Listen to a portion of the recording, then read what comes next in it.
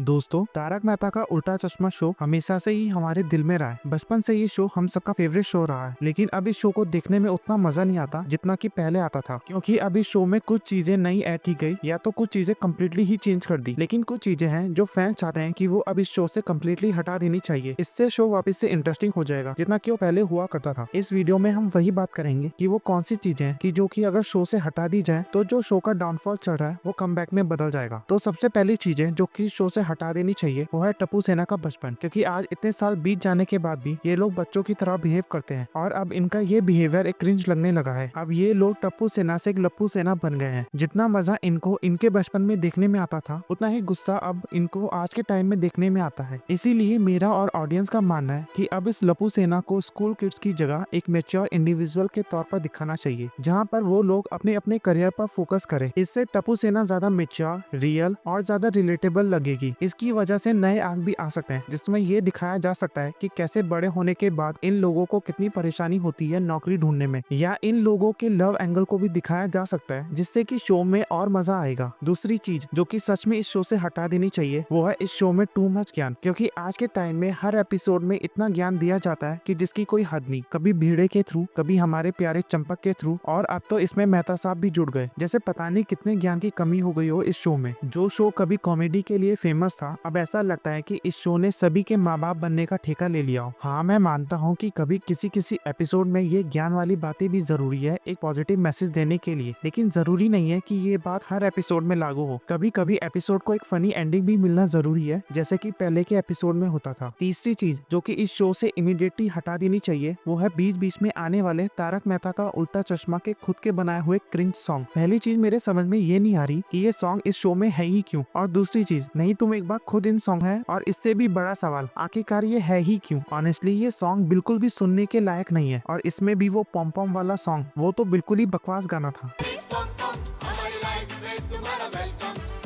ये जो सॉन्ग के स्टार्टिंग के एपिसोड के लिए भी सॉन्ग बनाए थे, लेकिन उनकी क्वालिटी टॉप नॉच थी, जैसे कि जेठालाल और भेड़े के बीच में जब मैच हुआ था।